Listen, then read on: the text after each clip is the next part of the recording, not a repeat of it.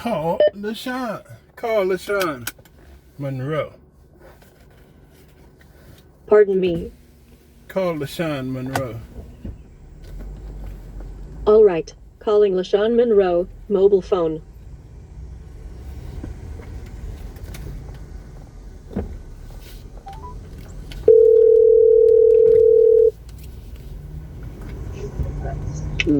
Hold on that. No problem. Good morning. I do appliance repair in your area, and if I can ever help you, here's my card. Washers, dryers, refrigerator repair. Washers, dryers, refrigerators. I repair. I'm not the owner of the house. Oh, would you mind giving? I'm not making a decision. Would you mind giving it to the owner? Okay. Thank you. Bye bye. Sure. Did you need a pen or anything? No. Okay. All right. She's just a fucking dog walker, huh? Hello. She's just a fucking dog walker. Hinta de un correo. Alright, let's go to the park and hopefully my contraption is still there. Glasses broke right when I needed them most. I knew it was gonna happen. So much bitch.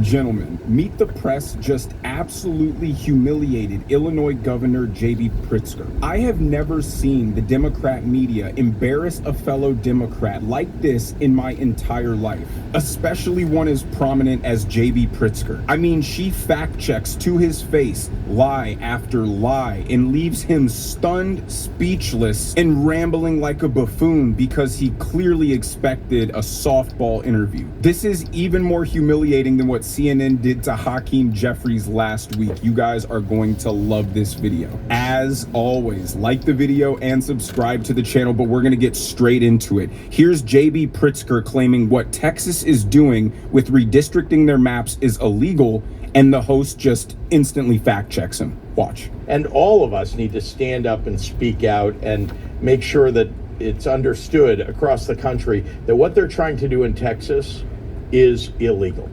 Well, Governor, it might be illegal. It's not unprecedented, though, or it might be rare, I should say. But Texas actually tried to redraw districts mid-decade before in 2003, and the U.S. Supreme Court actually upheld the map in that case with the exception of one district. So the argument that Abbott is making is it's not illegal, though they are doing it certainly in an off year. Now, J.B. Pritzker is gearing up for a 2028 presidential run alongside his elitist buddy Gavin Newsom. But in my opinion, this interview single-handedly ruins his entire presidential run in one sitting. The host drops a massive fact check on literally everything he says. That was just the first one. And J.B. Pritzker is left absolutely hopeless when he realizes he's not going to get away with just spewing blatant lies. It exposes two main reasons why he has no chance of becoming president. Number one, he has an egregious track record to run on. The enormous negative migration out of Illinois, the overwhelming support for illegal immigrants to receive taxpayer funds. He wants boys to play in girls' sports, consistently raising taxes on the residents of Illinois anywhere he possibly can. I'll give him that. That's his one skill. J.B. Pritzker can squeeze some tax dollars out of his citizens better than maybe anybody else. But the second major reason he won't become president is, unlike his slimy buddy Gavin Newsom, J.B. Pritzker can't spin or word salad his way out of that egregious track record. Gavin Newsom will at least get you lost in the white teeth and the hair gel and the word salad. J.B. Pritzker just goes quiet and then turns every conversation towards Donald Trump's a threat to democracy. And I guess third reason, honorable mention, he is just grotesque to look at. I want to believe most Americans don't want that guy representing all of us on the world stage. stage. But because he's gearing up for a presidential run, he's decided to stick his nose in the Texas redistricting battle and harbor all of the Texas Democrats who have fled their state and abdicated their duties. So he can tell people he stood up and fought against Donald Trump and didn't bend the knee, and how he supported democracy because gerrymandering is bad. And then the Meet the Press host pulls up a map of Illinois, which is one of the most gerrymandered,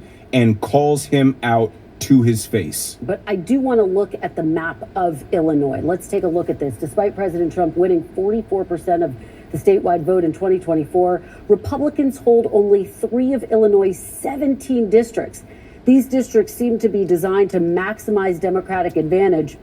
What do you say to those who argue that it's hypocritical for you to criticize Texas for partisanship when your state also drew maps to boost your party's standing? Well, remember that what Texas is trying to do is, again, violate the Voting Rights Act. We didn't. We held public hearings, legislative hearings. People attended them. They spoke out. There was a map that was put out. There were actually changes made to the map, and a map was passed. Too far out, bro.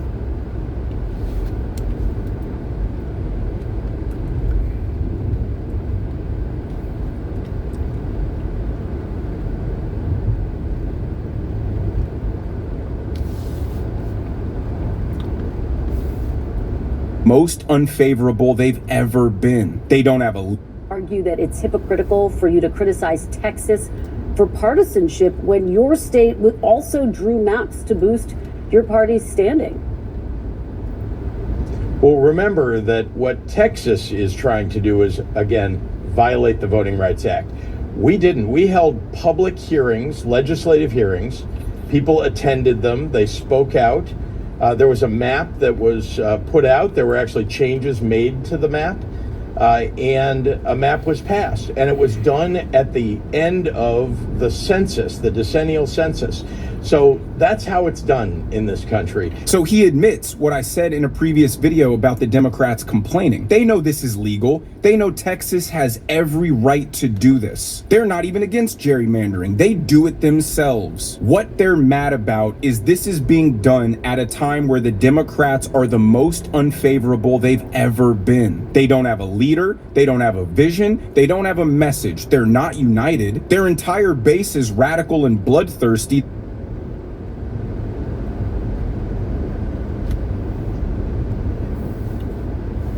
Hello? Hello? Hello, good. Hello? Hello? Brother, can you hear me? Yes, I can. Hello? Yes. Yes, good morning, sir. This is Raymond Diaz from Newcastle Field Services.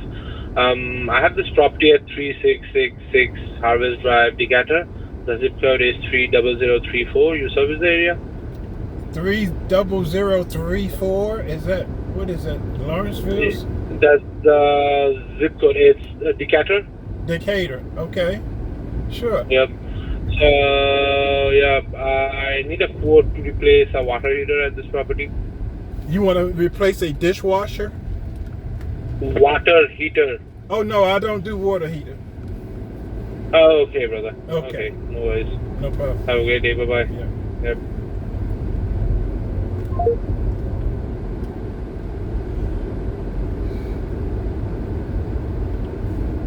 Siphon off every last bit of wealth we have before we eventually crater. They love socialists like... Well, remember that what Texas is trying to do is, again, violate the Voting Rights Act. We didn't. We held public hearings, legislative hearings. People attended them. They spoke out. There was a map that was put out. There were actually changes made to the map, and a map was passed. And it was done at the end of the census, the decennial census.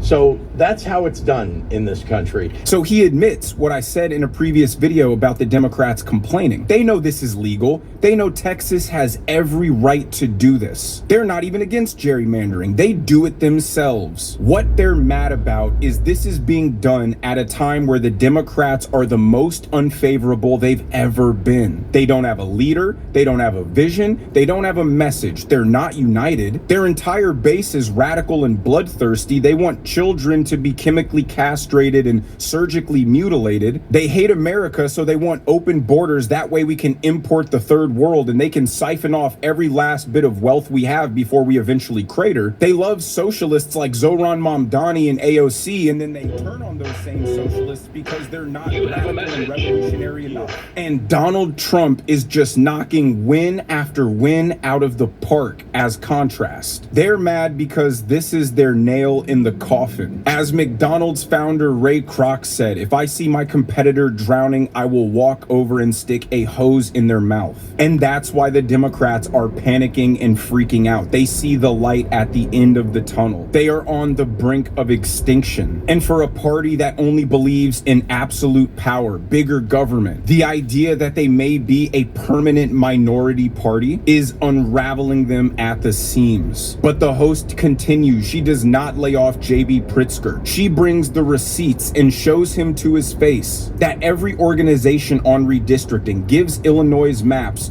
the worst possible grade they can get for having fair districts. Well, look, sticking on your state's map, every major group that grades the fairness of congressional maps gives your state an F.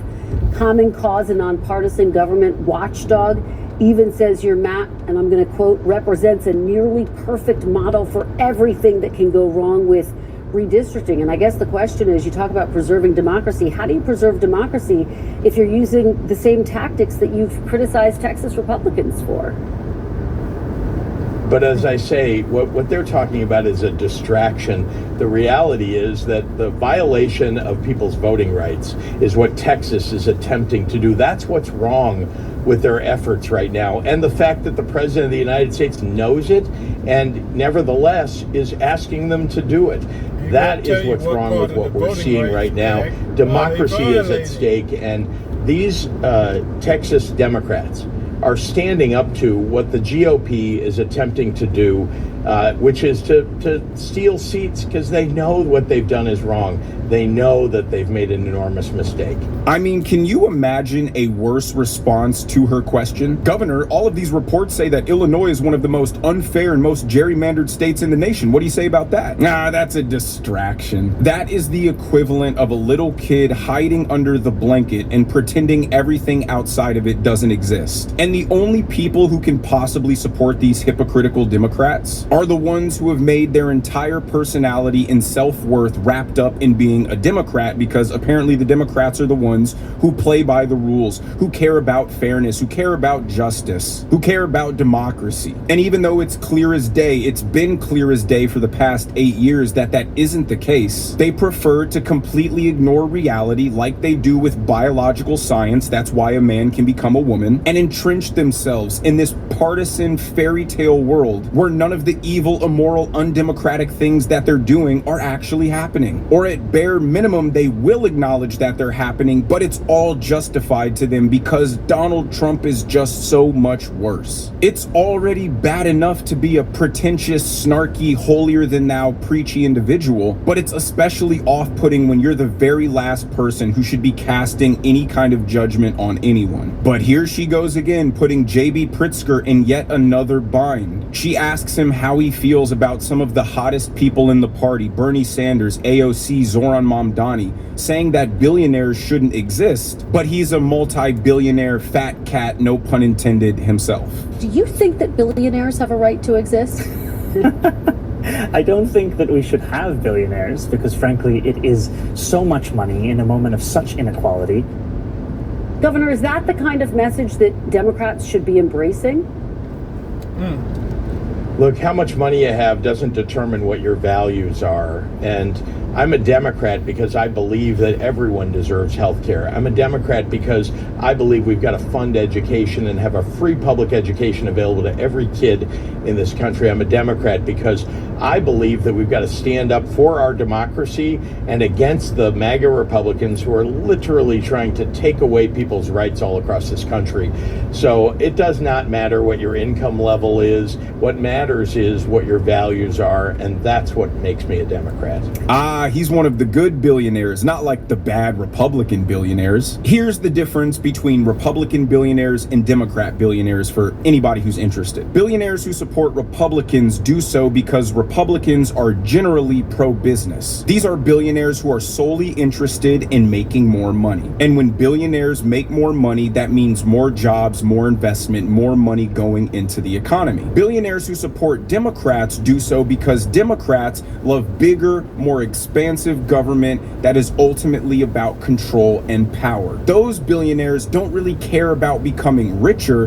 They care about using their money for influence, control, and power. And those are the bad, scary ones, like George Soros. Not to mention, J.B. Pritzker removed every toilet from one of his mansions so it would be declared inhabitable and he wouldn't have to pay property taxes. Like, he is the epitome of the exploitive billionaire tax cheat that the left claims to hate. They hate Elon Musk, but Elon Musk paid the largest tax return in US history because that's just the kind of billionaire J.B. Pritzker is. He's bored of having $10 billion and owning the Hyatt hotel chain. So what did he do? He wanted to play around in politics, bought himself the Illinois governorship, and subsequently ruined the state and made it a really unattractive place to live. But that's the point with leftists. That's why socialism is so bad, because it's predicated on torturing your own people. It wasn't enough for J.B. Pritzker to just have control over people's lives whenever they stayed in the Hyatt. He had to have control over their lives every waking second that they're within the borders of Illinois. Now, this last clip I'm going to show you isn't from Meet the Press. It's actually from J.B. Pritzker on Stephen Colbert, where Stephen Colbert calls him out to his face and makes fun of him for this extremely gerrymandered map in Illinois and exposes that maybe the Democrat mainstream media just hates J.B. Pritzker. Take a look. If you're considering doing a little more redrawing in Illinois, you already have some crazy districts in Illinois. Take a look at this. Look at 17 here. It does that. Then it comes up here and it sneaks around there and goes all the way up here and then goes right over there like that. And look at this one, kind of goes whoop up there. It's like the stinger on a scorpion down here. Is this common for all states to do? Well, we handed it over to a kindergarten class and let them decide. Okay, that's the nonpartisan group that does this for you guys? That's our independent commission, you know. That is, yeah. I mean, look. So because all states, to a certain extent, do this, why is what Texas is doing particularly egregious in this case? I mean, look how uncomfortable J.B. Pritzker was during this. And he tries to lighten the mood by saying, oh yeah, a bunch of kindergartners drew our map. Because again, they're all hypocrites. This is funny to them. There's no consistency in their morals. He doesn't care about having an extremely unfair map. In fact, that's what he wants. That's what all the Democrats want. They're just enraged that this is happening at a time where they can do absolutely nothing about it. And they're being so loud and fearful about this issue because they also realize they have extremely gerrymandered maps. It's going to be hard, if not impossible, for them to squeeze any more Democrat juice out of those maps. And if they go through with redistricting, they pose the actual real threat of just giving Republicans some more seats. They call the Texas mid-decade redistricting unprecedented, even though it's not. I've shown you guys in multiple videos how the Democrats did it in 2016, but they don't care that Biden being brain dead for 4 years was unprecedented. They don't care that importing 20 million illegal immigrants into the country and putting them on government welfare was unprecedented. They don't care that scrapping biological reality and eliminating women's spaces in sports is unprecedented. They don't care that Biden giving preemptive pardons to his entire family the night before he left office was unprecedented. They don't care that sending the FBI to raid a former president's house over classified documents is unprecedented. And they sure as hell don't care that Kamala Harris being their nominee without a single primary vote was unprecedented. But to quote big round J.B. Pritzker, nah, that's a distraction. But let me know what you guys think down in the comments section below.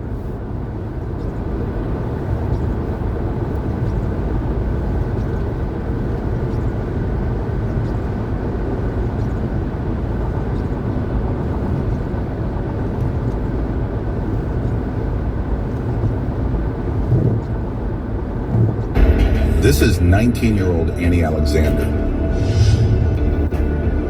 On December 20th, 2024, Boynton Beach police responded to a local Home Depot after receiving a call about an employee involved in theft.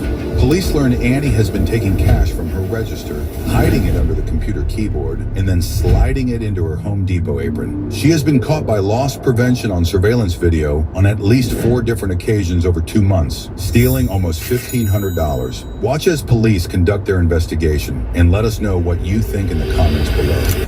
Where's the LP office? That's the break room right there. Well, this is the break room. No, that's the break room. Is the other break room? Maybe conference room. Just walk up to the Oh. Walk right back. Yes, Gateway, she crashed. Oh, okay, cool. Thank you. Gateway, 410. Bravo Tango. Hi, how you doing? Hotel. She in here? No, she's in the next door with the manager. Oh, okay. Basically, this is it. So, it's a cash theft. It's been occurring. It's been occurring since the 21st. They were able to validate it. All the CCTV, everything is saved. Oh, okay. Quick rundown of it. On each one that they were able to validate. So it was, we had shortages at 1,400, but we were only able to validate 600 because of where she was at the time on the register. So she works here? Yeah, she works here. She's admitted and everything to our manager. Okay. This one doesn't show up. I'll show it. I mean, you could see like all the videos saved. This is just images of it, but you can see that's how they validated it. So what is she doing? Like, say for instance, what is this? Like, what is she doing? She's basically just like taking money out of the register and just putting it on the bottom. Okay. And then she'll put it off to the side and then take it later on. Oh, okay. Gotcha. The district asset protection manager gives police a sworn statement on how Annie was caught. That the statement that you're going to give is the truth and to the best of your knowledge. Okay, go ahead and put your hand down, and then could you tell me what happened? Okay, so there's cash shortages that were reported to me. So anytime there's a cash shortage, we look into CCTV to find out how many times, till was pop open or kind of a pattern we look at. We have a central investigations team up in Atlanta, Georgia. So what they do is once I get a lead or I feel maybe I got one hit off of, like I saw a behavior or did see it, I send it up to Atlanta where the central investigations team, they put the case packet together, which you will get. And it just goes back into time on other occasions that, there's been cash shortages to rule out anybody but that person that's actually taking the cash. Mm-hmm. So several different occasions in the packet will show you that it was $600 on, count how many times. I believe it was 1, 2, 3, 4. About 8 times that the till was popped open and that she would take a $50 bill or 20 depending on what she had in the register. Once we determined what she had in the register, what she would take, we determined it was $600. We had exposure of $1,450, but we're only going to charge for what we have on video, which is $600. And I did the interview today, and she admitted to needing to help her family out with medical bills, and she needs to take the money, and she's sorry. And that's where we're at today. And anything over $100 on legal prosecutors. Okay, so y'all noticed it last month, the 4 cash shortage? 4 cash shortages. All right, and then research. You guys saw that she's been doing it since October. Yeah. Loss prevention gets the surveillance footage pulled up for police to watch. So you can see the customer left. I have a second tag for some copy. So it's the Alpha Golf 6 9 Mike Zulu AG6 9 FP. She contact to Alexa. 54 on a Blackfoot registered to Francis Urbina out of Lantana. Melody, go. What?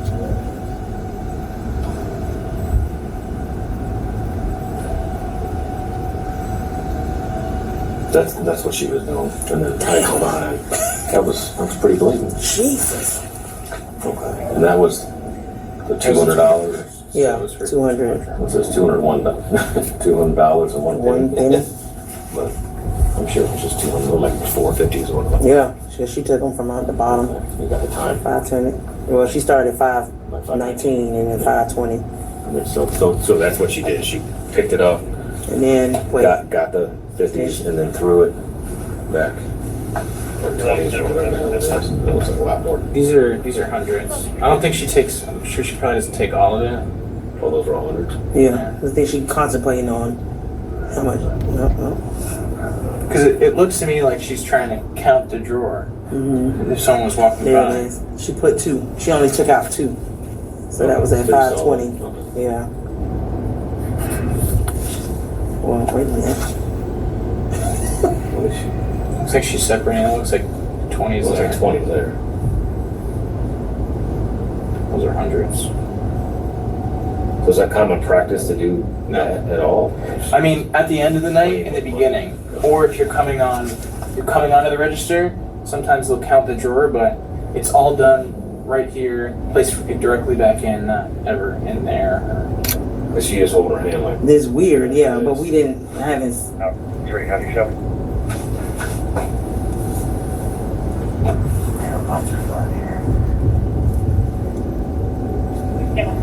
Yep. I mean, Okay, and they have receipts of the drawer shortages too? yeah. Yeah, they've got the dollar amount. Okay, good. Go in there and Mirandize her. She'll probably give you a confession anyway that she's already done it with the boss or whatever.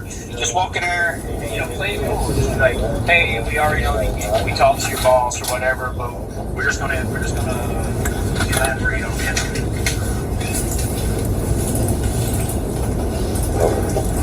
So just say, okay, so tell us about what happened. After collecting all the evidence, officers go to interview Miss Alexander about the theft. Good afternoon. Oh, sorry. So, It's a bunch of cards, sorry. Yeah, because we can't have it, we can't have a thing for the fire marshal. Have you said Vice President? alright, so, yeah, I'm gonna sit down too. Alright, so I'm out Elkins with Long Beach Police Department. This is my partner, Officer Matlock. First, what we're gonna do is, I just wanna verify who I'm speaking with. So what is your name and date of birth? I'm gonna come closer to you just so you can hear me. I'm going to use your Miranda rights, all right? And then you stop me if you have any questions, okay? So first and foremost, I'm required to warn you before you make any statement that you have the following constitutional rights. You have the right to remain silent and not answer any questions. Any statement you make must be freely and voluntarily given. So with that being said, do you have any questions on the Miranda rights? Okay. Do you understand the Miranda rights? All right. Well, we just need to. First we got to see what happens here, and then that's something that I will have to discuss with somebody higher up than me if you're gonna go to jail. All right, but the crime has been committed. Okay. So with that being said, Home Depot gave us these documents here. So I just need you to kind of walk me through what happened on each of these occasions, that the ones that I'm going to ask you a question about. So there's one that happened back in do you remember most of the occasions of these happening? One in October, there was one in October where you kind of took $200.01. All right. So I'm just gonna kind of tell you what it was. It looks like you would place you place bills, right? And I guess place them. How are you place them? Because I have it here. Okay.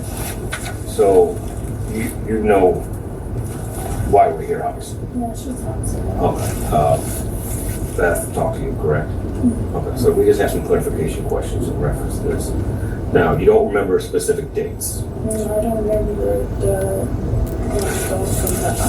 From October. Okay. Do you remember any other, What do you remember? Yes. I think the last time I took money was about a month ago. So in November, you think? Yeah. Okay. And what Do you know how much you took? Probably 100, 200. $100 or $200. Okay, and then how would you take it? Obviously, you didn't just go and grab it. You have a message. Straight. I would count it, then I would take 100 out or 20 out. That's it. Okay, so you're counting money, and you would. For straight. Okay, would you put strip? Yeah, strip. Okay, so you would take a bill out or two bills out of money you were counting, and then what would you do? I would put it on the keyboard. Okay. And then I'll send the rest back. Okay, so you take the money out, you've got a keyboard, you like slide it under the keyboard, and then you put the rest of the money back into the cash till? Okay. And then how would you get the money from the keyboard?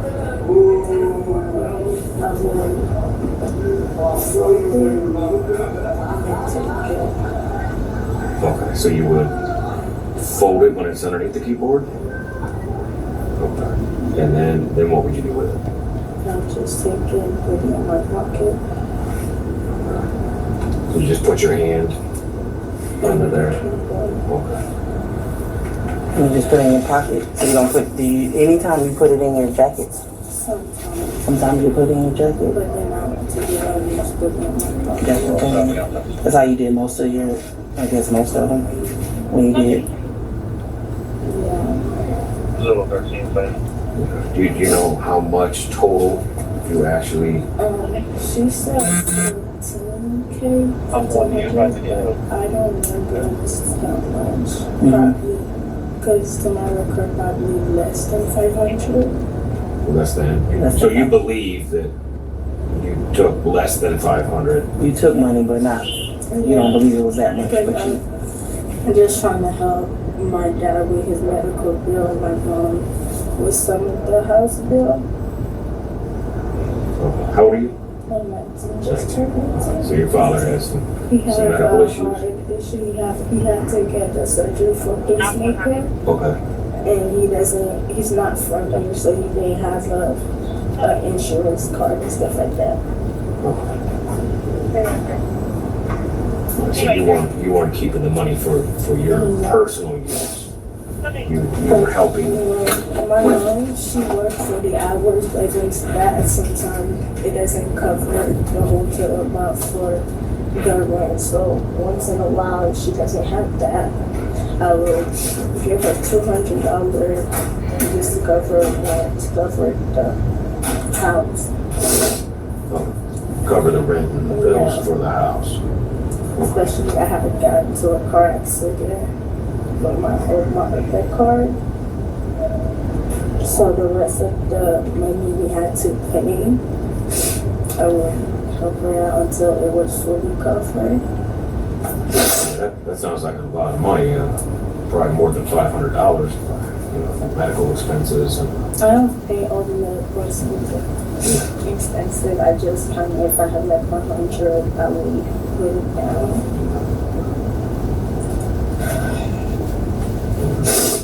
Is there anything else you'd like to tell us? Or? Sorry. You're fine. Go make a phone call? I'll send it. Okay. So the bare minimum, and I'll explain this to you, that there's going to be a report written. So bare minimum, there's a report that Officer Elkins is going to write. And that's why we afford you the opportunity to talk with us. Because in her report, she will state what you told us, that you believe you took less than $500, but and then of that money that you were helping the family with medical expenses for your father, household bills, stuff like that. Not that you went and took money and then used it on yourself for selfish means or something. So Depending on what the supervisor says, that'll be our next course of action. So, I did go ahead and make a phone call and then the investigation based off what Home Depot has. And then your statement with Home Depot that we are going to take you into custody today. So I need for you to just go ahead and stand up and place your hands behind your back. Yeah, you can call someone. Who are you calling? I'm just standing on the phone. 14, 13, 94. Just shoot him a text and let him know that you'll call him later, but you're going to be taking him to custody. So far, 5425 at unit 201. You say you don't want Home Depot to know? So far, 5425. Alright, so this is. So let me see here. Because it's happened the situation, and because of the way that it happened, we can't do that. We can walk out slowly or whatever, but I'm gonna have to cuff you. This is what we can do. If you want to like loosen up your sweatshirt where people can't see that you're in handcuffs, and just kind of walk. You know what I mean? Because we're gonna have you handcuffed behind your back. If you want to somehow have your sweatshirt where people can't see, that's what we can afford you because of your cooperation. But we can't have you walking out of here freely. Yeah. We just can't, like, without anything. Okay? Because you've been cooperative with both Home Depot and us, we can do that where it's not as. Copy landline with the homeowner. You're going to go to our station where you're going to be processed first. You'll be able to, let's just take care of right now.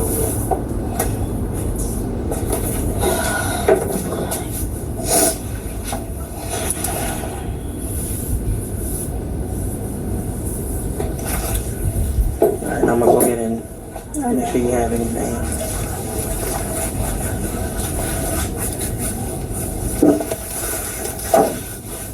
Face me.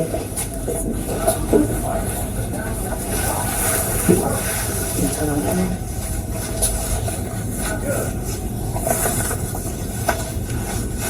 Yeah. Okay, so just a shirt only. Sports bra. And then I'm gonna shake this. Sorry. Let's make sure nothing comes out of here. Lip gloss. What we got going? What's under here? This right here? Okay. Yeah. Alright. So you know that's gonna come off when we get to the station. But we'll let you. No, let's take my phone and now. Yeah, the phone's going with you. Your phone. Okay. You just want, we'll carry it out. In my bag, I have my bag in the locker. Okay, that's fine. So we'll have somebody grab it. Yeah. Right. Is it locked in the locker? No, the locker's open. Oh. Okay. Alright, so yeah, we'll have him. Go ahead and turn around for me. How do you want to, take care of your arms out and have them, you know what I mean? And have them underneath so that way, you know what I mean? So that way people don't see the handcuffs. You know what I'm saying? Oh, wait. No, like take it out your shirt. Yeah, take your arms out of your shirt and like keep your shirt over it. Oh. You know what I mean? So that way people can't see the handcuffs.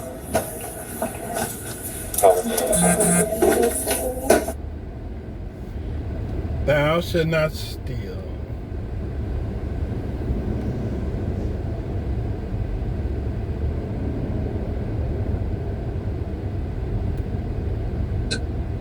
Anchor Wolf Blitzen was sitting down over video link with Ontario's Premier Doug Ford, leader of the Progressive Conservative Party, when things took a turn for the worst discussing Trump.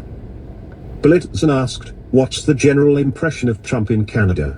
With Ford responding, "He's probably the most disliked politician in the world in Canada, because he's attacked his closest family member. That's how we look at it. When I talk to the governors, senators and Congress people, even Republicans, totally disagree, but they're too scared to come out and say anything because the president will go after them, outside."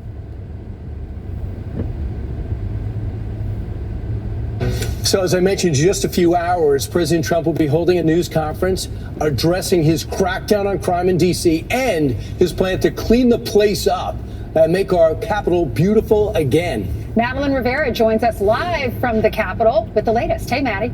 Good morning. The White House says their efforts are in line with an executive order the president signed in March to make D.C. safer. He says in part on Truth Social, the homeless have to move out immediately. We will give you places to stay, but far from the Capitol. The criminals, you don't have to move out. We're going to put you in jail where you belong. It's all going to happen very fast, just like the border. President Trump has mobilized agents from several federal agencies for at least 7 days to fight violent crime. These include the ATF, DEA, and U.S. Park Police.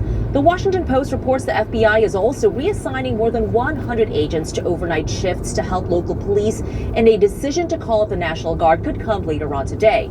D.C.'s mayor says the city's crime rate is down 20%, though, compared to last year, and she's concerned that the Guard may not be used efficiently, but she acknowledges the president has the power to deploy them. While it is always the president's prerogative to use federal law enforcement or the National Guard even, I've talked on your show before, that the D.C. National Guard is the president's national guard. You have a message. So that's always his prerogative. And federal law enforcement is always on the street in D.C., and we always work cooperatively with them.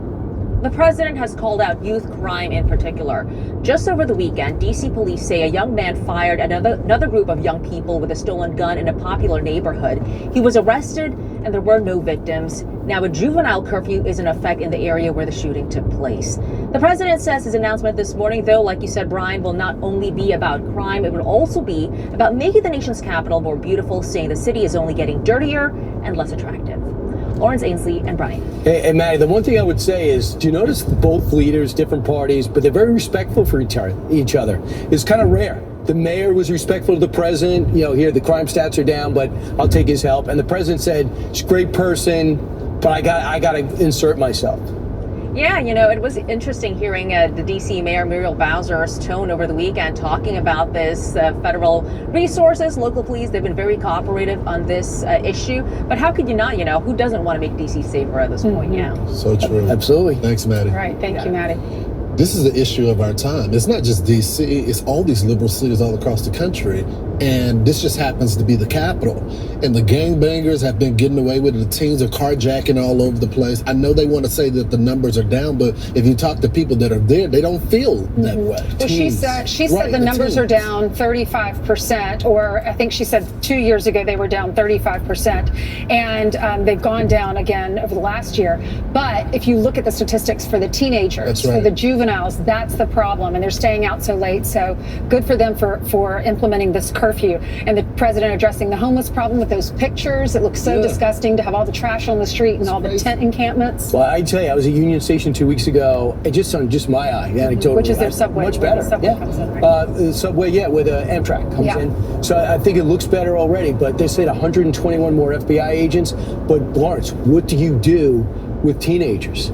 So 16, 17, you can't charge them as adult, yet they're beating up guys like Big Balls. Change the statute. And with the shooting Redskin running backs. Change the statute and you still charge them as adults. If they're part of this, or you put them in a program where they can't leave the juvenile detention facility. But right now you have DAs that essentially not doing their job. So what they plan on doing is the feds charging us. That way the U.S. attorney can handle it, Janine Pirro. Yeah, I like that Muriel Bowser did say it's his prerogative. If the president wants to use federal law enforcement, he can. But she did mention over the weekend in lots of different interviews that crime is down. She said specifically it's decreased 26% over the past year. But clearly there's still a problem. You have that congressional intern that was shot. He was accidentally in the line of fire.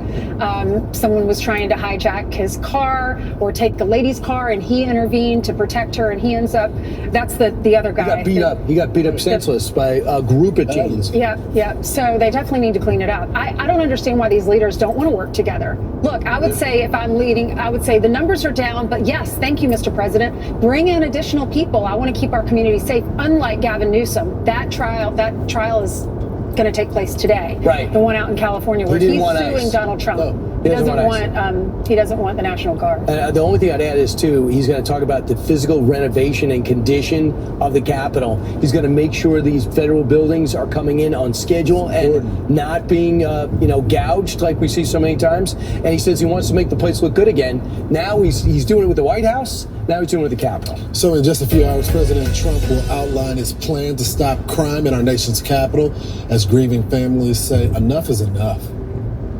The crime needs to go away. These gangs need to go.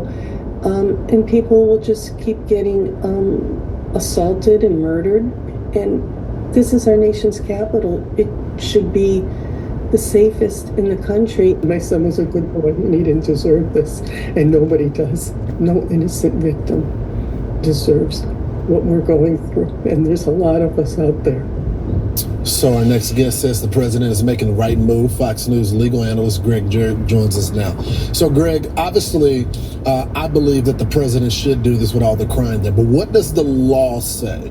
Make it clear for our audience.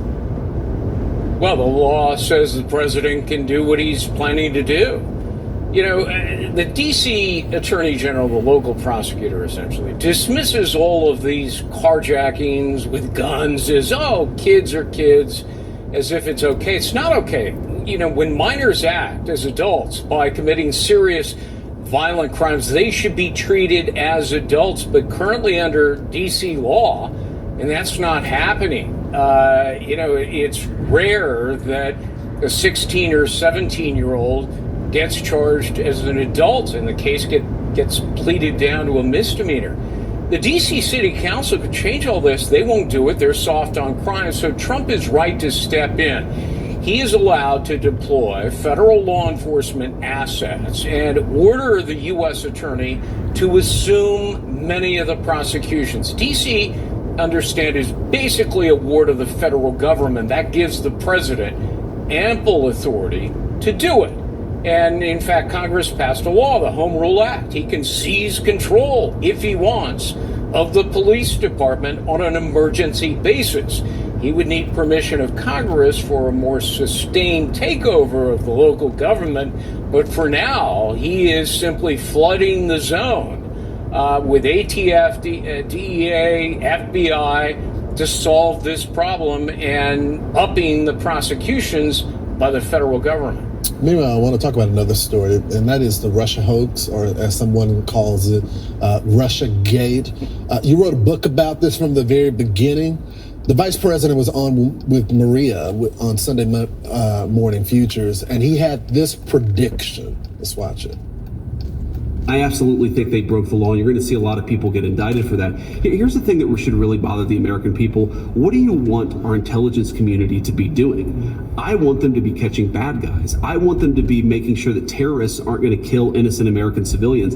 I don't want them laundering Hillary Clinton's campaign talking points into the American media and giving them this air of legitimacy. It is sick. And it's disgusting. It hurt the intelligence community, it hurt the American people, and it hurt the first Trump administration. We've got to have consequences for it, or we're just going to see the same play repeated again and after again. So these people obviously lied, and they manufactured intelligence out of thin air. What is the crime, Greg? A variety of crimes relating to what the Obama White House did, the Clinton campaign, top people in the intelligence community.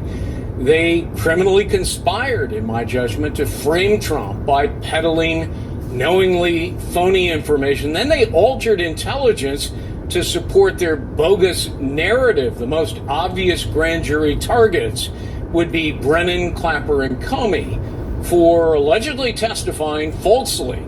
And you could expect a lineup of whistleblowers who are prepared to implicate them and others involved for, and here are the potential crimes: conspiracy to defraud the government, deprivation of rights under color of law, and importantly, obstruction of justice in what turns out to be an elaborate cover-up.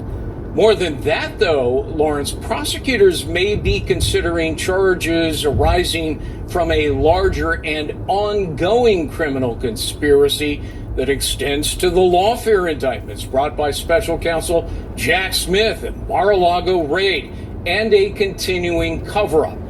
And that's significant because the statute of limitations begins when intentionally concealed evidence is discovered. And you know, apparently they're still discovering concealed evidence. So, you know, I think the vice president is right. Could be a lot of people facing imminent indictments. That discovery aspect of it is an interesting nugget. We're going to be following it, Greg. I know you were out on front of this before, you know, many were. Congratulations on that. Thanks, Greg.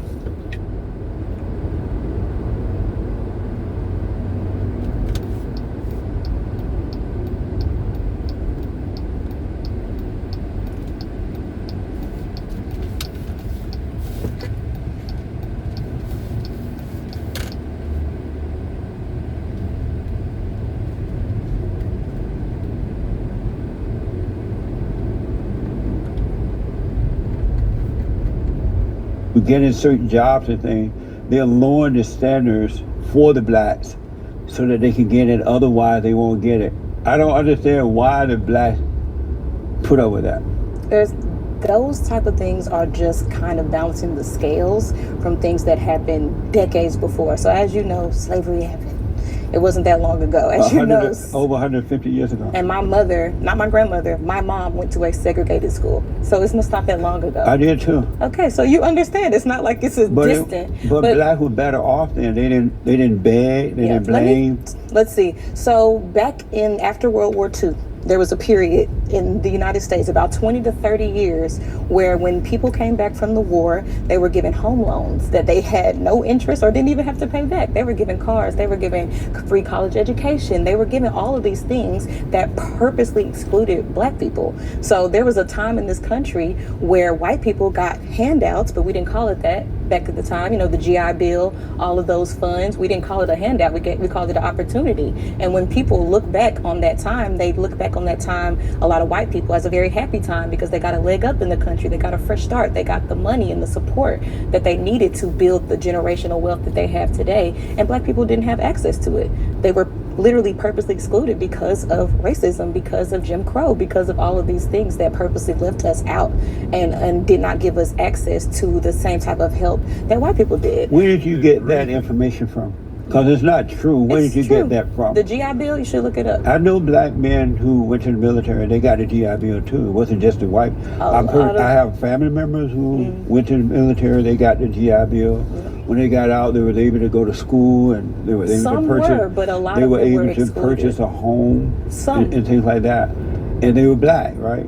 So I'm trying to figure out where you get that information from because it's not true. It's just true. We can agree to disagree, but I grew up in Alabama when the Jim Crow law existed, and that what you said wasn't true. Yeah, my family Black grew up people in were doing Texas. better during the Jim Crow law than they are today because they weren't begging and blaming, and the country didn't have to lower the standards to let them in. It's not lowering the standards, it's giving people access. We know right now, literally recently in Texas, there was a job posting that went out where people were sending clone resumes, same exact resume, you just put a black name on it and a white name on it, and the white people were still getting the job or getting called for interviews when the black name wasn't. Like, this is 2023. So, you know, racism exists. Oh, so you think that it's okay that the reason that you are a Democrat and no problem with it, you're okay with them lowering the standards for the blacks? They're not lowering the standards for What the would you blacks. call it? Because these people are not qualified. If you're not qualified, then you won't get the job. But if you have the qualifications, But the you qualified have the resume, person is the person that can pass the test. If you can not pass the the one test. that can't pass the test. There's a lot of black people who have had affirmative action, who have passed the test and are very educated. They have master's degrees, they have high GPAs. But how would they you know pass that the though, test. since you know that they only get into these schools based on color? They're not And so only they, getting into the the schools based on standards color. been lowered so the blacks can get in. So you have to assume that all the blacks are just getting in because, not because of qualification, but because of affirmative action. It's just not true. It's not true? It's not true. Okay. You believe that there are benefits to having a more progressive leadership that is willing to change the law for working class people, such as raising the minimum wage. Are you okay if you had a business, your own business? Would you be okay with the government telling you in your own private business that you have to raise the minimum wage? I have my own private business because I'm a partner at this firm, so I do own a portion of the firm, and we unionized our staff. We told them, hey, y'all should unionize, and we did their union negotiation in 2 days. We gave them good wages, they got medical, and we are bound by that union contract, and it goes up every year, and we have to reaffirm it, and we did it, and it's fine. Did you know that the civil rights movement was, other than abortion, the worst thing that ever happened to the blacks? No, I don't agree with that. And why not? I don't see why it would be the worst thing to ever happen to the blacks. Being able to have desegregation and being able to be treated like a full and equal human in society, although we still have our issues and systematic racism still exists, a lot of good came from the civil rights era. I grew up in Alabama, as I said, during the time that so-called Jim Crow law existed. I remember for colors on it, for whites on it, blah, blah, blah, kind of water fountain and all that. But the blacks were doing better then than they are today, in that they bought land, they owned homes, they went to universities if they wanted to, they had trades. When the kids left home, graduated, left home, they started businesses, they bought homes. And the Jim Crow law existed. But it brought the best out of the blacks because they had to do for themselves, right? They couldn't blame someone else. And they did the best. They would be like the Jews are today had not the civil rights movement happened. And but when the civil rights movement happened, the blacks gave up their families for the government. They gave up their becoming an individual for the so-called black leaders like Martin Luther King and Jesse Jackson, all those people. They turned their lives over to them. And those people told them, racism is this, y'all can't make it. Y'all need us, y'all need this. And the blacks have gone downhill ever since. They have never returned back to normal. Have you noticed that? I completely disagree with that. Why? It's just what not part true. of that you disagree with? How have blacks gone downhill? Black women particularly are the most educated demographic of people in the whole country.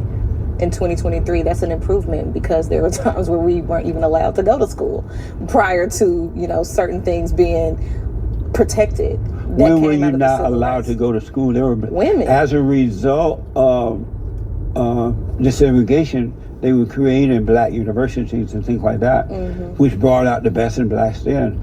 And then the education that they were getting is much better than the education they're getting out of black schools because, black folks, they don't care. But I disagree. The education was no good. And if you notice, the black women who are getting the so-called education, it's putting them on a false pedestal. Have you ever organized anything for Black Lives Matter? No. Oh, good. What's your impression of that group? To think they were doing good work. Like what, for example?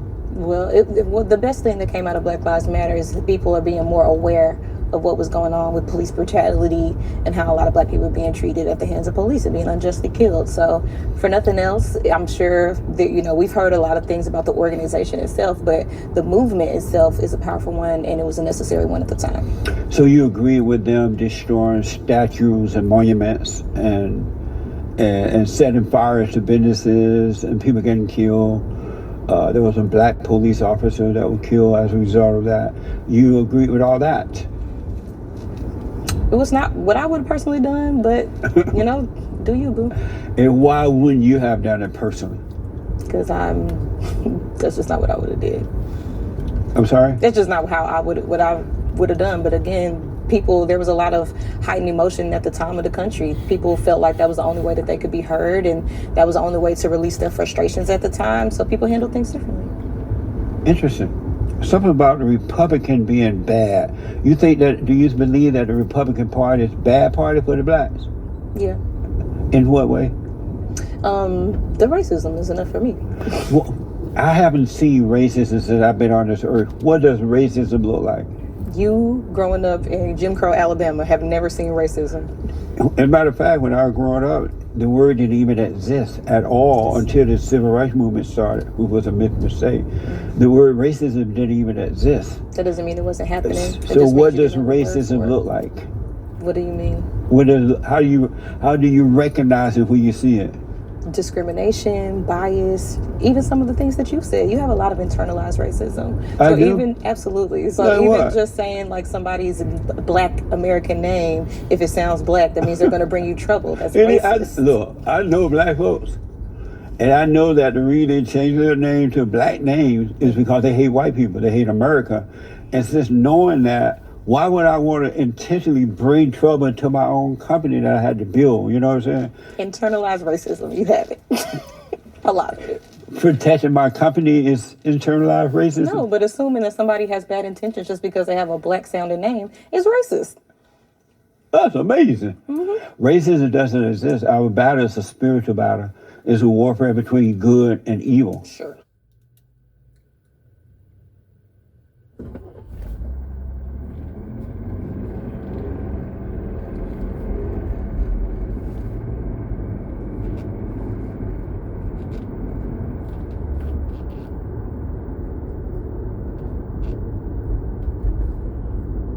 You know, if you're competent, it's easy. If you're incompetent, it's impossible. But I'm very competent. Last week, my administration surged 500 federal agents into the district, including from the FBI, ATF, DEA, Park Police, the U.S. Marshal Service, the Secret Service, and the Department of Homeland Security. You know, a lot of nations, they don't have anything like that. They got some police, and they're rough police. They don't have DEA, ATF, FBI, Park Police, the U.S. Marshal Service, Secret Service, Department of Homeland Security. They got some police, but they're rough police, and they do their job. They don't have crime. We're not going to have crime either. They made dozens of arrests, and that's what starts to happen. Again, cashless bail. Watch what we do with that. Today, we're formally declaring a public safety emergency. This is an emergency. This is a tragic emergency. And it's embarrassing for me to be up here. You know, I'm going to see Putin. I'm going to Russia on Friday. I don't like being up here talking about how unsafe and how dirty and disgusting this once beautiful capital was, with graffiti all over the walls. It's another part of it, by the way. Because we're talking about safety, but we're also talking about beautification. We have the most beautiful, potentially, capital in the world. We always had. But people come from Iowa, they come from Indiana, they come and then they get mugged. Not going to happen. Keep coming, because by the time you get your trip set, it's going to be safe again, and it's going to be clean very quickly. We're going to replace the medians that are falling down all over the roads. We're going to replace the potholes. We're going to put a nice new coat of asphalt over the top. No, we don't have to rip the road out and spend 7 years building a new road because they cut everything. Because some designers said, well, we need a 1/4 inch more turn for safety reasons. No, we're going to do it right. We're going to get it done quickly. So today we're declaring public safety emergency in the District of Columbia, and Attorney General Pam Bondi, who's fantastic, is taking command of the Metropolitan Police Department as of this moment. And I'll be making the appropriate notifications to Congress and to the mayor, our new DEA administrator, who's one of the top in the country. He better be Terry. If you're not, I'm going to get rid of you so fast. Terry Cole. Terry, thanks. Very good. We just got him. Most highly recommended person.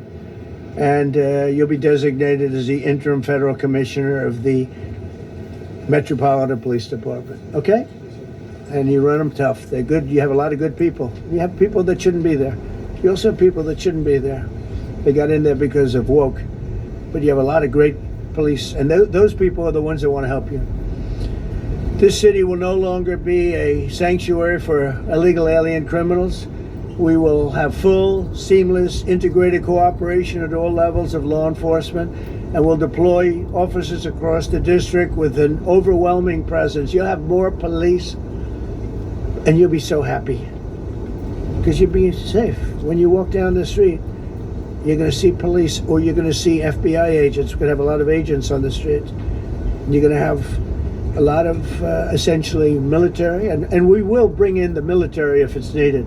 By the way, we're going to have National Guard, but Pete Hegseth will tell you about it. We will bring in the military if needed. People say, "Oh, that's so terrible. He's going to bring in." It's been used many times over the years. I don't think we'll need it. I think we've got so many great people, including the people that are in the police department with proper leadership.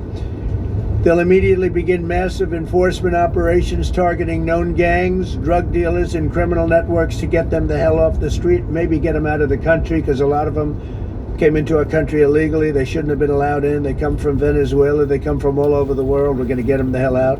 They won't be here long. But some of these people, a lot of them, are homegrown criminals. And these are bad people. These are rough people. And this is just a list of some of the people that were given to me today that were criminals removed from the D.C. streets this weekend. They were rough and tough, but we're rougher and tougher. Look at these people here. Nothing, you know. They're not going to be your local school teacher. Look at this guy. He has killed people numerous times. They're not going to be an asset. They will never be an asset to society. I don't care. I know we all want to say, oh, they're going to be rehabbed. It's not going to be rehabbed. I'm going to ask Doug Burgum to come up and say a couple of words because he's in charge, as you know. He's Interior, but he's in charge of the U.S. Park Police. And I've heard so many great things about the Park Police. They're proud of it. They've been there for a long time. Their families oftentimes grow into the roles. They love the country. They love this area. So, Doug, could you say a few words, please? Thank you, Mr. President. On behalf of the U.S. Park Police, this is the oldest federal police force in the nation. They were formed in 1791 by none other than President George Washington. They've got the awesome responsibility of protecting our nation's most sacred monuments. The National Mall, Washington Monument, Jefferson Memorial, Lincoln Memorial, Statue of Liberty, and out west, the Presidio and the Golden Gate area. These folks have tens of millions of visitors a year, the kind of people that President Trump's talking about that come from around the country and around the world to see our sacred and learn about our history and our sacred monuments. They've been doing a fantastic job, but they are so pleased, the rank and file, that President Trump is now allowing them to enforce the law. As those of you that live in the city may know, that the circles and the triangle parks that are spread throughout DC are actually federal park property. So the U.S. Park Police also have responsibility for that.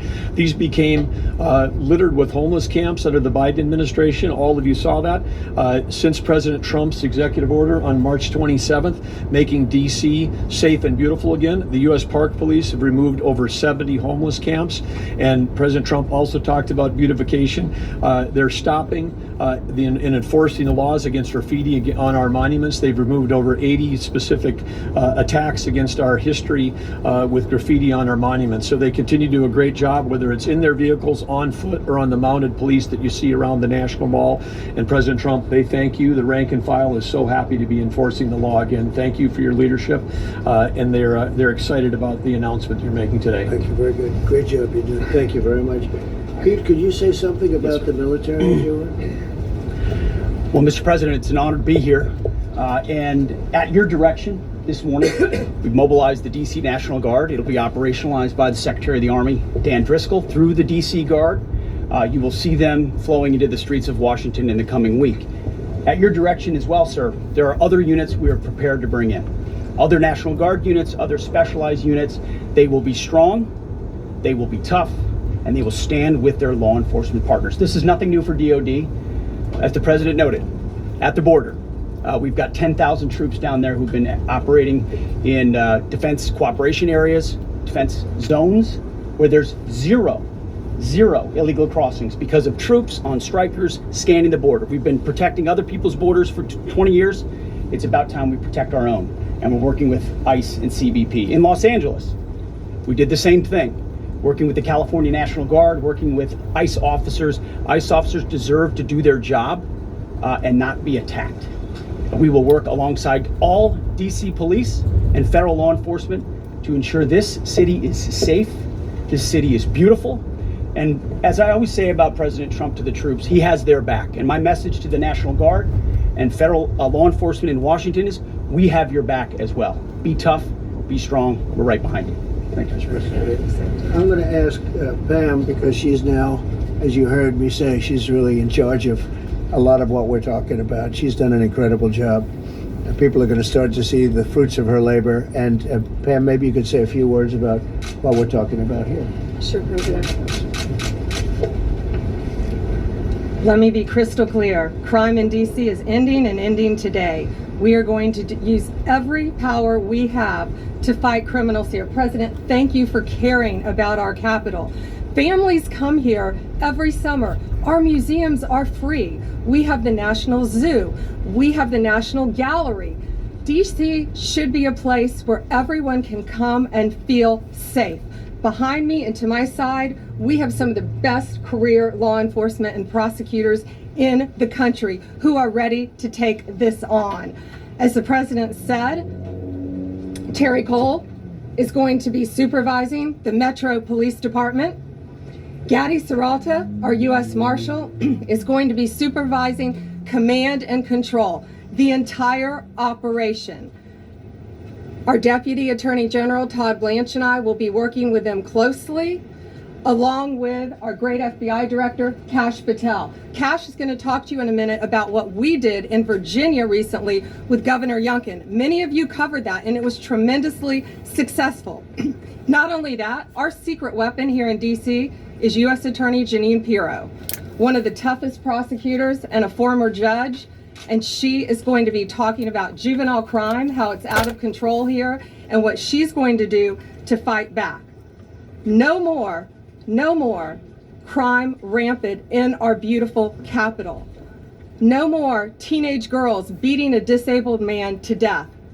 No more of that. No more drive-bys. We're going to do everything we can. And working with the ATF Director Driscoll and Commander of the Army, we're going to all work together. That's what we all do in this room. We work together, we fight. Do not underestimate one person in this room. We're going to make DC beautiful. We're going to make DC safe again. One other thing, just at the wharf a few days ago, the area of the wharf, Terry Cole reached out to me, not even nightfall, on the weekend, where so many families in tourists go.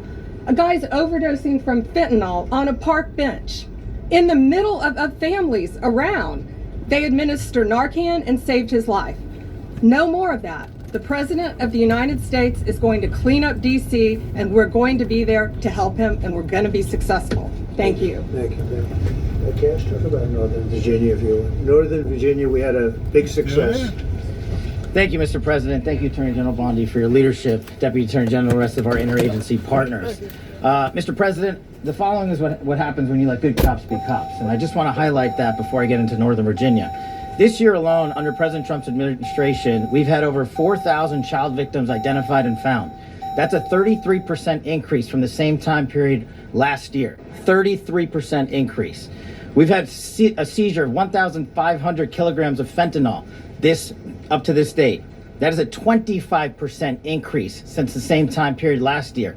And just to put it in perspective, 1,500 kilograms of fentanyl is enough to kill 115 million Americans. 115 million Americans. Cops are getting after it. The FBI has arrested 19,000 people this year alone. Thanks to President Trump's administrations, that's double than where we were this time last year. And we have also arrested 1,600 people who have committed violent acts against children. 270 of them are human traffickers of children.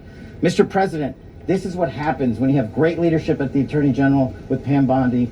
Your administration's priority of protecting the homeland and protecting American citizens and protecting our children, and the murder rates are plummeting. We are now able to report that the murder rate is on track to be the lowest in U.S. history, in modern recorded U.S. history, thanks to this team behind me and President Trump's priorities.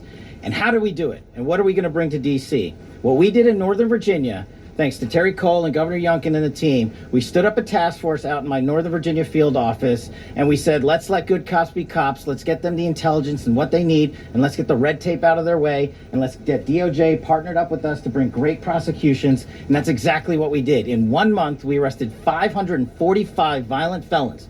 545 in the state of Virginia, thanks to Governor Youngkin's partnership.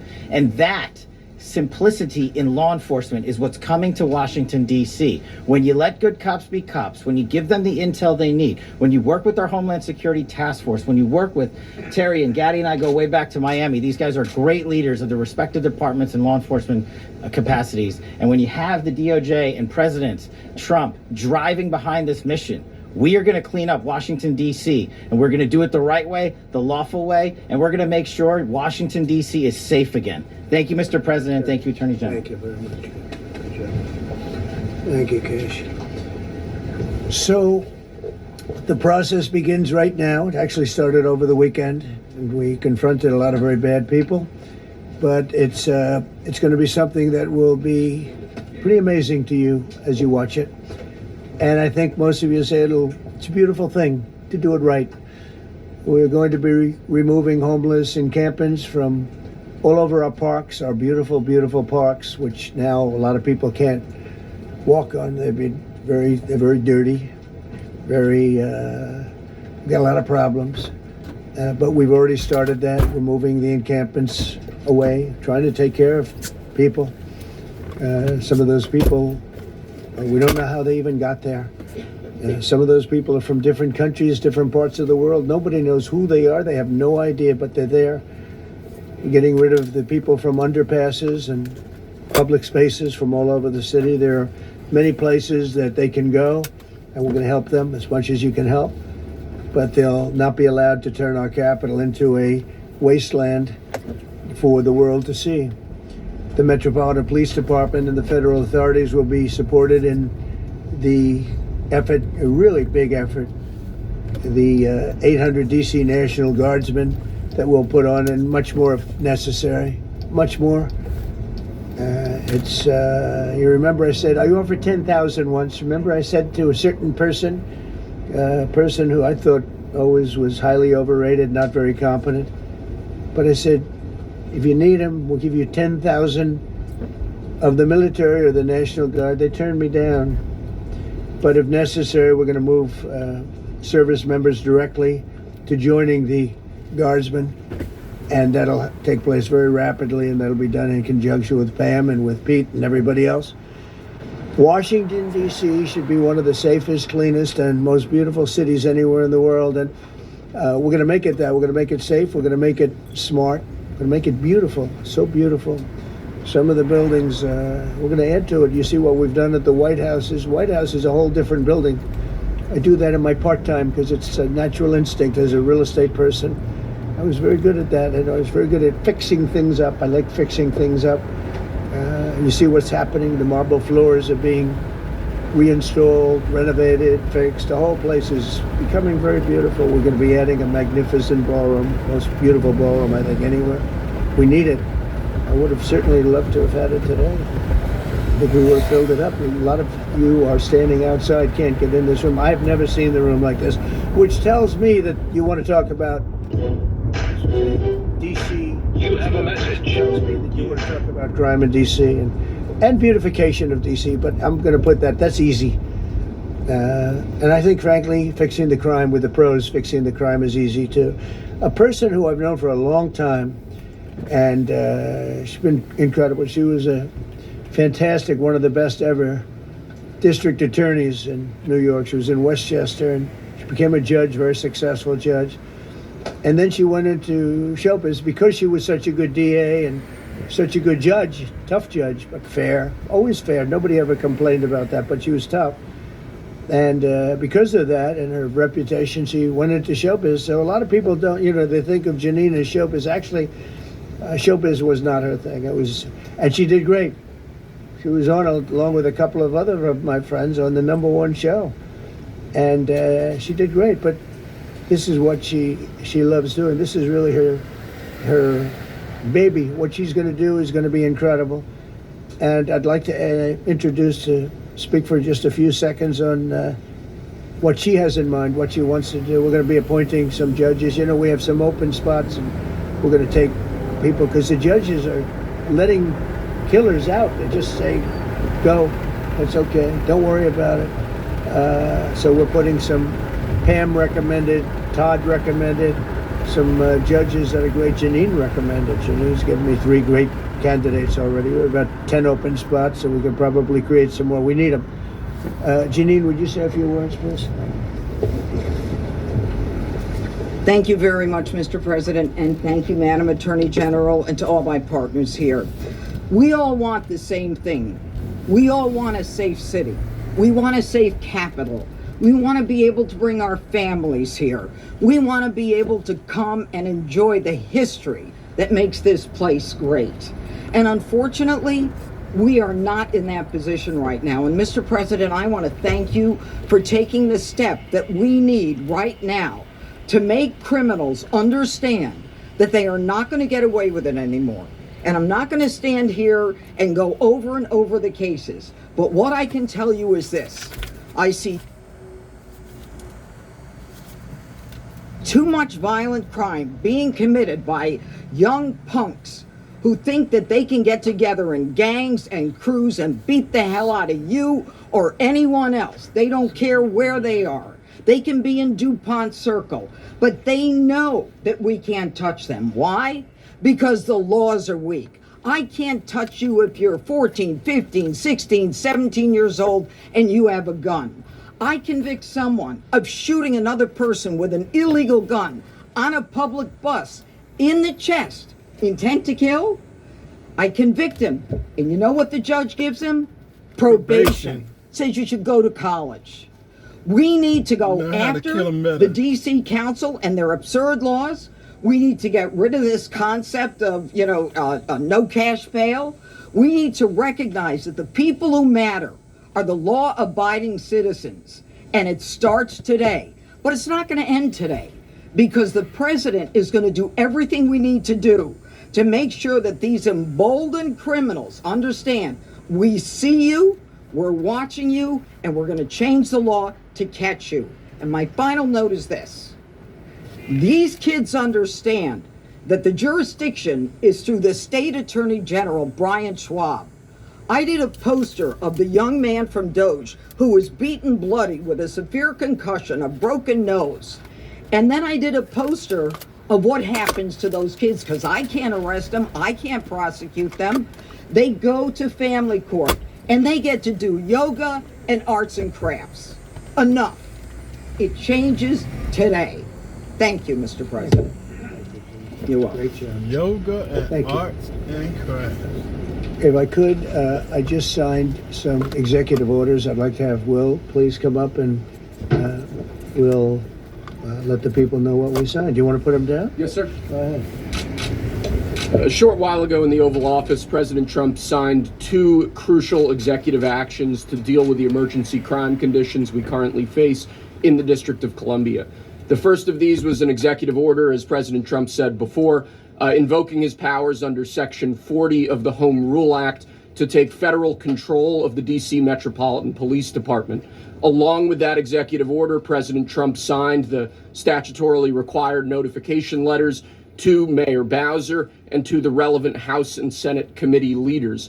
The second major executive action that President Trump signed was a presidential memorandum directing the Secretary of Defense to utilize the National Guard to address the conditions we see on our streets here in D.C. It also authorized the Secretary of Defense to work with state governors to utilize their National Guard units if necessary as well. These are bold, decisive steps intended to combat the out-of-control crime conditions we've seen on D.C.'s streets for far too long. And I, for one, am deeply proud to be part of an administration that's finally coming to terms with these issues, sir. Thank you very much. Sir. Thank you. So, just to conclude, Washington, D.C. should be one of the safest, cleanest, most beautiful places anywhere in the world. It was years ago. We had one problem that was a pretty big problem. The radical left got out of control and they started trying to rip down statues. And I said, let's go pass a law real fast. We're going to do it real fast, but we were blocked by the Democrats who do not want safety. Nobody gets it. I don't get it. They don't get it because they can't get votes. I don't know how they can win an election with this, but they don't want safety. And I found an old statute, very old, early 1900s, that said if you so much as touch or even think about destroying a statue or a monument in Washington, D.C., you go to jail for 10 years with no probation, no anything. In other words, slightly different than we have today. Today we have cashless bail. There you get jailed 10 years. No curtailed sentence, 10 years. And we took it out. Nobody used it. It was never used because, it's harsh. And you remember they started to rip down the statue of Abraham Lincoln. I said, that's a tough one to rip down. He was pretty good, Pam. I think he was pretty good. When the ropes started going around Abraham Lincoln to pull him down, Andrew Jackson, others, and they were heading to the Jefferson Memorial, Thomas Jefferson. We're going to do a big number there. I said, it's time. And I signed that statute immediately. We had it updated. We made it use the same language, all passed by Congress. And I announced it's 10 years in jail No probation, no anything. 10 years, no curtail sentence if you touch so much as touch a statue in Washington, D.C. And it was an amazing sight, beautiful sight. Everybody just left. The ropes were hanging around Andrew Jackson, and there were 2 ropes around Abraham Lincoln. They left the rope. But everybody just left. And that was the last problem we ever had. You know, that was the last problem that we ever had with the statues. They were going wild. And somebody came to me and said, sir, in 1910, I don't want to give you an exact, because you'll say, Donald Trump gave us wrong dates around like early on. You know, if I'm slightly off, they make you sound a little bad. So I won't put myself in that position. I won't put you in that position, because I think everybody agrees with what we're doing today. But when I signed that thing, it was like a miracle. Everybody left. They were gone. They were starting to march down. They started the march toward Thomas Jefferson. And I figured he was always going to be safe. But they found something with him, and they found something with Abraham Lincoln. And even in the name George Washington in California, numerous places changed the name of George Washington High School and various other places. They took George Washington's name. This was a sick, woke culture that I think we've largely ended. And a lot of those people that were woke are now turning out to be the opposite. I won't go so far as to say MAGA. It's a very special category. But they've gotten out of that. But we have people that love this country, and they love this really beautiful capital. It is. I flew over it the other day, and I said, what a beautiful place. But if there's crime all over the streets, when you get there, it doesn't look so beautiful. But we're going to make it beautiful again. We're going to fix it with crime, and we're going to also, as we're doing that, we're going to start doing things that we know how to do, that I know how to do better than anybody, I guess, because of my experience from previous life. But not only are we stopping the crime, we're going to clean up the trash and the graffiti and the grime and the dirt and the broken marble panels and all of the things they've done to hurt this city.